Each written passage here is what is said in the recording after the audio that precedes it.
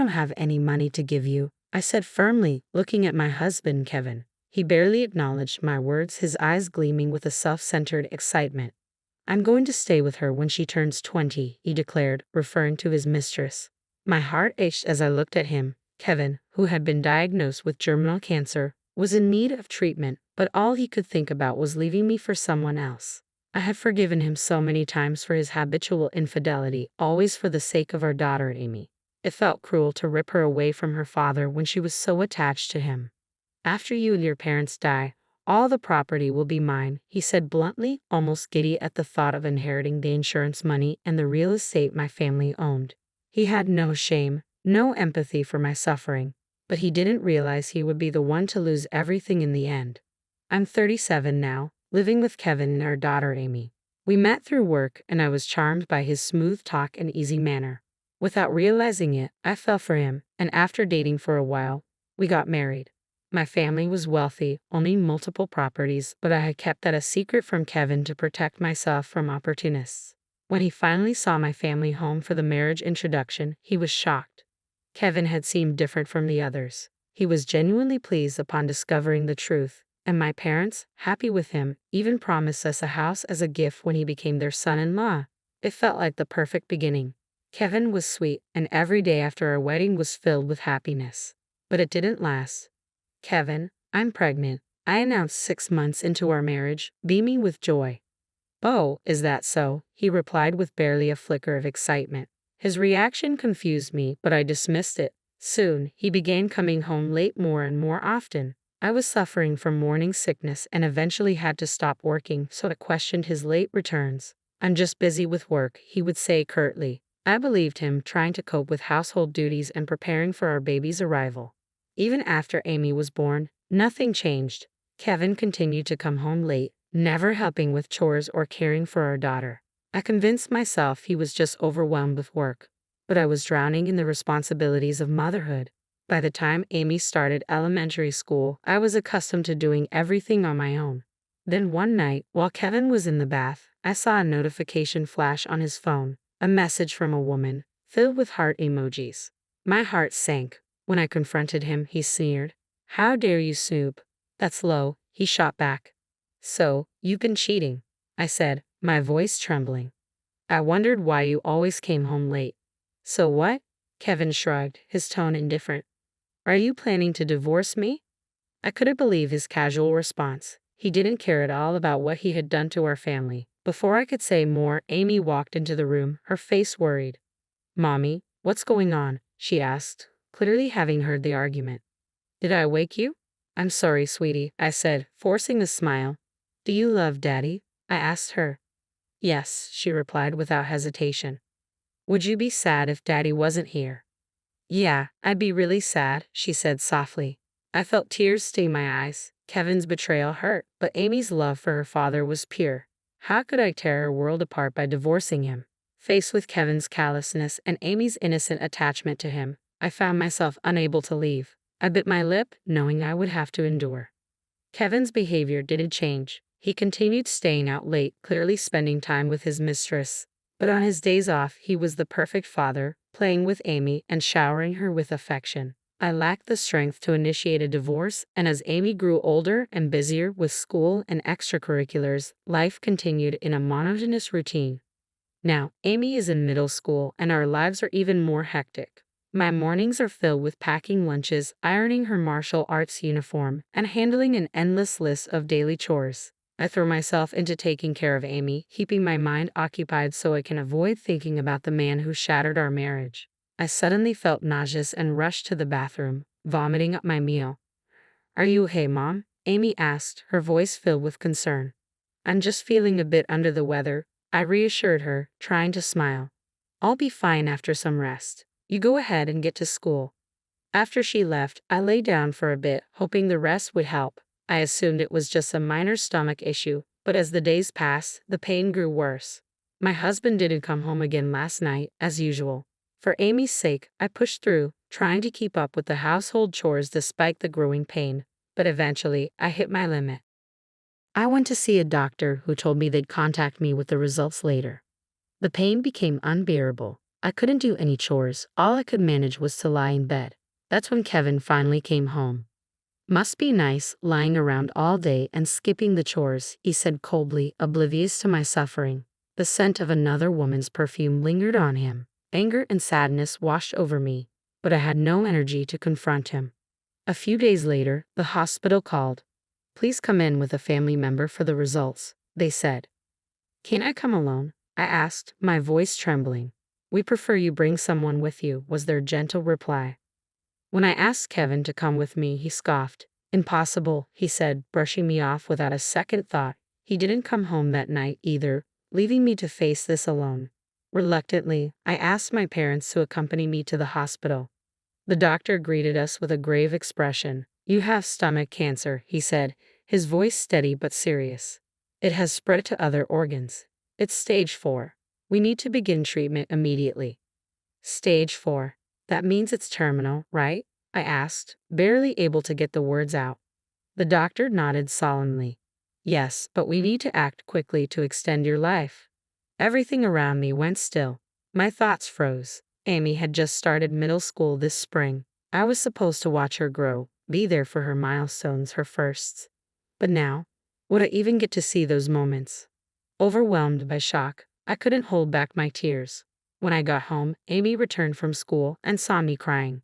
She ran over immediately. Mom, why are you crying? She asked, her voice trembling. I'm sorry, sweetie, I said, trying to compose myself. I have to go to the hospital. I'll need to stay there for a while. What? She said, her eyes welling up. I gently explained my illness, and soon Amy was crying too. The pain of seeing her like that was almost worse than the cancer itself. When Kevin finally came home and I told him about the diagnosis, his only reaction was mild surprise. No concern, no comfort. How bad is it? He asked flatly. In the worst case, 6 months. But treatment could extend that, I said, exhausted from both the conversation and the situation.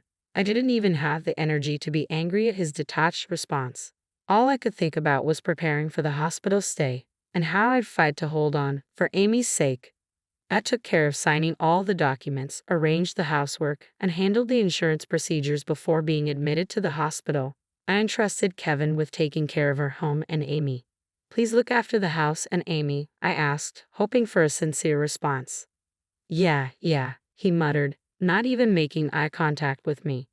Days passed without a single visit from him. I quietly spent my time in the hospital, trying to keep my mind off the pain. One afternoon, just as I was about to lie down after lunch, Kevin suddenly appeared in my hospital room, looking hurried. What's going on? I asked, surprised by his sudden appearance. I finished dealing with the insurance, he said, a smug look on his face. I didn't realize cancer insurance paid out so much just for being hospitalized. I blinked, confused. What are you talking about? Kevin smirked. I'm going to take paid leave starting tomorrow and go on a trip. What? My voice shook with disbelief. You won't be around much longer anyway, he said coldly. You won't need all this insurance money. I'm going to use it to travel with my girlfriend. She's 20 and she's been wanting to go to Cancun. I stared at him in shock. Wait a minute, that money is for my treatment costs. What about Amy? I'm not wasting money on someone with no future, he said, his tone heartless. As for Amy, why don't you ask your parents to take care of her? Thanks for the money, though. I was speechless. Kevin had checked the insurance payout and taken it for himself, planning to use it for a trip with the woman he was having an affair with. My stomach ached, but it wasn't just from the cancer. It was from the utter betrayal. True to his word, Kevin left for his trip with his mistress, leaving me behind in the hospital. My parents and Amy came to visit, furious at what he had done. I felt indescribable frustration. Not only had he abandoned me, but he also stole the money meant for my treatment to enjoy an overseas trip with his lover. It was unforgivable. When I was first told my cancer was at stage 4, all I felt was despair. But now, a new resolve burned within me. I couldn't give up. My anger toward Kevin turned into a vow of revenge. He never visited, and I had no idea where he was or what he was doing. Meanwhile, Amy never went back to live with him, and it seemed he didn't care about losing contact with her either. But every day, Amy visited me after school, and my parents stood by me, offering support. It was their warmth and strength that helped me endure the grueling treatments. Their love was the only thing that kept me going. Finally, the day came when I was discharged from the hospital. I expressed my heartfelt thanks to the nurses and doctors who had cared for me, and with Amy by my side, I headed home. After being hospitalized for a month and a half, I missed my home dearly. Walking through the door with Amy's support, I felt both relief and determination. I was home, and I was ready to reclaim my life. When I arrived home and opened the front door, I was greeted by the sight of shoes, Kevin's, and a pair that clearly belonged to a woman I didn't recognize. "What's this?" Amy muttered under her breath, her tone filled with discontent. Even though she was just in middle school, she was old enough to understand that Kevin was cheating. She also knew just how wrong it was. "Wait here for me, okay?" I said softly. I didn't want to expose her to any more pain than she had already been through. Confronting Kevin and the woman he was with was something I could handle on my own. Leaving Amy at the entrance, I stepped into the house alone and raised my voice deliberately. "I'm home. I've returned." Kevin appeared from the bedroom, hurriedly adjusting his clothes, his expression a mix of shock and annoyance. The kitchen was a mess, empty noodle cups, ready meal boxes, and alcohol cans scattered everywhere, far more than one person could consume. What are you doing here?" Kevin stammered, clearly caught off guard. After sending Amy to stay with her grandparents, he must have thought he had free rein to bring his mistress home. "I came back because I was discharged from the hospital. But what is this? What's going on here? And who is she?" A young woman emerged slowly from the bedroom, her outfit barely more than lingering, her makeup smudged and messy. "You told me your wife would be coming back," she said, looking at Kevin with confusion. "You said this was your house, didn't you?" I stared at them both, trying to contain my rising anger. "This house was handed down to me by my parents," I said firmly. "It's my house. It's not strange for me to come back to my own home." The woman shot Kevin a puzzled look. "But you told me this was your house." Kevin, ever the show-off, scoffed and waved his hand dismissively. "Ah, but it's practically my house now," he said, clearly trying to maintain his charade in front of her. "Why would this house be yours?" I asked, narrowing my eyes at him. Kevin smirked, the arrogance in his voice palpable. "Because you won't be around much longer. Once you're gone, as your husband, everything becomes mine, your inheritance, all of it. I'll get the insurance payout too. With that money, I'll travel wherever I want, buy whatever I want." His words hit me like a punch to the gut. He had already written me off, assuming that once I was gone, he'd live a carefree life with my inheritance and insurance money. The betrayal was deeper than I could have ever imagined. But I wasn't done yet. "I like that. Sounds great. I want an Hermes bag," the young woman exclaimed, her voice giddy with excitement. "Don't worry, I'll buy you anything," Kevin responded, clearly pleased by her enthusiasm. The sight of a man in his 40s fawning over a 20-year-old was beyond ridiculous, but I had reached my limit. "You won't be getting a single penny," I said, my voice cutting through their conversation. Kevin turned to me, confused. "What are you talking about?" "I changed the beneficiary of my insurance from you to Amy. So no, you won't be cashing in on anything." His smug expression faltered for a moment before he laughed mockingly. "Are you serious? Amy's a minor. As her legal guardian, I'll get the money. Everything will still be mine in the end. Besides, your parents are loaded. Once they're gone, their inheritance will come to me too. That'd be amazing. We could live it up, right?" His arrogance was staggering. He actually believed that he could inherit my family's wealth after my death and my parents'. But I had no intention of continuing this marriage any longer. Without hesitation, I pulled out a stack of documents from my bag. "Take a look at these," I said, handing them over. "They're from the court. Could you sign and return them as soon as possible? I want this divorce finalized quickly." Kevin's face twisted in shock. "Wait, what? I didn't hear anything about a divorce." "That's why I'm telling you now," I replied, calm but firm. "If you prefer that woman, then both of you should leave. I have no reason to stay in this marriage anymore." His expression darkened. "So, you're just throwing me out now. What about this house? I'm your husband, your son-in-law. I have a right to it. And what happens to Amy if we get divorced? Without me, and eventually without you, she'll be all alone. I've already arranged for my parents to take care of Amy if anything happens to me," I said coolly. "You've neglected both of us long enough. And as for my parents, they won't be around forever. But Amy will have their support. She doesn't need someone like you dragging her down." Kevin's face turned red, his hands shaking with frustration. Don't act all high and mighty with me. You really think you're just going to cut me out? After everything? Yes, I said, unwavering.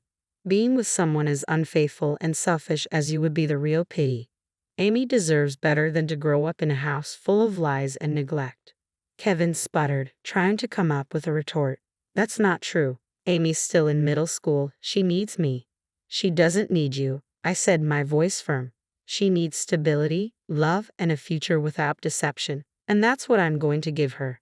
She likes me and would be devastated if we divorced. You're her mother. If you really care about Amy, you shouldn't go through with this, Kevin said with a smug expression, as if he had me cornered. It was the same tactic he'd used before, manipulating my love for Amy to make me hesitate about divorce. For years I had clung to the belief that staying together was better for her, assuming she admired Kevin as a father. But who was the one that abandoned his middle school daughter to go on a trip with another woman? Hey, Kevin suddenly yelled, his voice so loud that Amy, still waiting at the entrance, must have heard everything. The realization that she was within earshot took him by surprise. He didn't expect to be caught. I don't want a dad who flirts with younger women and ignores his wife, Amy said, stepping forward, her voice filled with disgust. Hey, Amy, it's not what it looks like, Kevin stammered, desperately trying to save face. Please leave. This is my and Mom's house, Amy said firmly. Kevin's face fell. Wait, think about it. Your mom's not going to be around much longer. This house is too big for just you two. We can live together, and a young mom would be nice, right? The woman standing beside him looked awkward, realizing the conversation had taken a serious turn. Ha! I'm not interested in being anyone's mother, the woman interjected. Didn't you say you'd send your daughter away? Stop it, I snapped. Now you're lying in front of her. Kevin's voice faltered. Amy, you still like me, don't you? No way, that's disgusting, Amy said coldly. Her words struck him silent. It was disgusting, bringing in a mistress and talking about a new mom while I was still battling an illness. Kevin, I began, my voice steady but resolute, you're making a huge mistake. And just so you know, I'm not going anywhere anytime soon. He blinked, clearly taken aback. What? But you said it was terminal cancer. It was terminal, but surgery removed most of the cancer, and chemotherapy and radiation have worked better than expected. I'm still being monitored, but for now, the cancer is in remission. I'm not going anywhere for a long time. I hadn't heard that. You didn't bother asking, I said sharply. I told you there was hope. You just never listened. I could get better, but you weren't listening, were you? Why do you think I was discharged if things were so hopeless? I said, glaring at him. I thought you wanted to spend your last moments at home, Kevin muttered weakly. I scoffed. What a conveniently selective memory you have. Unfortunately for you, this house belongs to me, and I'll be living here from today. So, could you leave right now? Wait, just hold on a minute, Kevin said, his voice rising in desperation. There's no need to rush into this. We should reconsider the divorce. What happened with her was just a fling, and I'll cut ties with her. Let's start over. It's not too late. I glanced at Amy. Her face showed a mix of shock and disbelief. You really think we can just start over? I asked, unable to believe his audacity. I have no intention of going back to how things were. Don't say that. Kevin dropped to his knees, grabbing my feet as if begging for mercy. I'll never have an affair again. I'll stop seeing other women. Please, let's give it another chance. The woman standing nearby looked disgusted by his sudden plea, her interest clearly fading as his desperation became obvious. I shook my head. Do you really think I want a divorce just because of the affair? Then what else could it be? He asked, genuinely confused. I sighed, the weight of everything pressing on me. I've reached a point where I don't care if you see other women.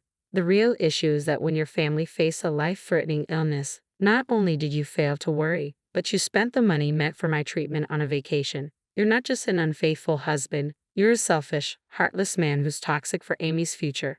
So please leave. But how will you survive if you can't work? You're too sick.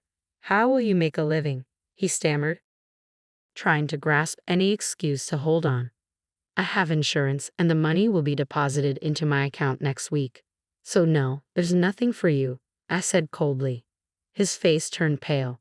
That won't do. I spent everything on the trip. I was counting on your hospital fees for the next payout. I don't have the $155,000 I used, and if I lose the house, I'll have nowhere to live. My life will be ruined. That's not my problem anymore, I replied, unmoved. You ruined it yourself. I hoped Kevin might reconsider the divorce, but my decision was firm. Unfortunately, my mind is made up. Leave, Amy, can't you ask your mom to think this over? Kevin pleaded. No, I don't want to see your face anymore, I said, resolute. With those words, Amy, now stronger and more assertive from her martial arts training, pushed Kevin and the other woman out the front door. Even though he was much older, he was no match for her strength. I watched with a mixture of pride and amusement as Amy, who had grown into a formidable young woman, managed to drag him along. The sight of Kevin's pitiful state made me smile. The commotion attracted the attention of the police, who arrived shortly after a neighbor's report. They quickly escorted Kevin and his companion away. As I watched them leave, I couldn't help but laugh at their absurdity. A year has passed and I have miraculously overcome cancer.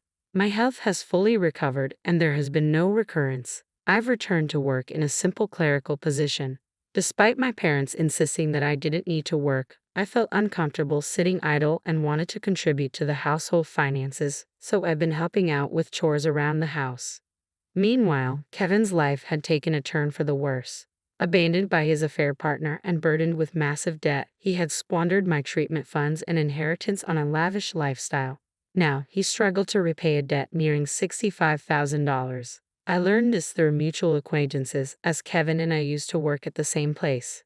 His financial irresponsibility and poor habits had led to weight gain and loss of interest from women, leaving him leading a lonely life. Given that Amy expressed a strong desire to leave her old home, sickened by memories of Kevin and the other woman, we decided to move back to my parents' house. The property was sold for a good price due to its location, providing us with enough funds to live comfortably without working for a while.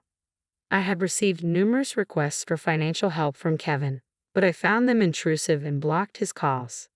Today, Amy competed in a martial arts tournament, where her skills have continued to impress. I want to become strong to protect Mom, she said with determination. I cheered her on. Good luck, Amy. The tension in the venue was palpable as the match began. Amy executed a flawless throw and won the championship. How should we celebrate? I asked. Let's stay up late and watch a movie, Amy suggested. Sounds good. I'll grab some popcorn, I agreed. I've been wanting to see that movie. As we left the venue, I couldn't help but worry about the challenges of being a single mother, especially during Amy's sensitive middle school years. But despite everything, Amy has grown into a remarkably honest and straightforward person, surpassing my expectations. I have no regrets about divorcing Kevin. In fact, the ordeal has strengthened the bond between Amy and me. Though there is still a risk of recurrence and future challenges, with Amy by my side, I am confident we can face and overcome any obstacle together.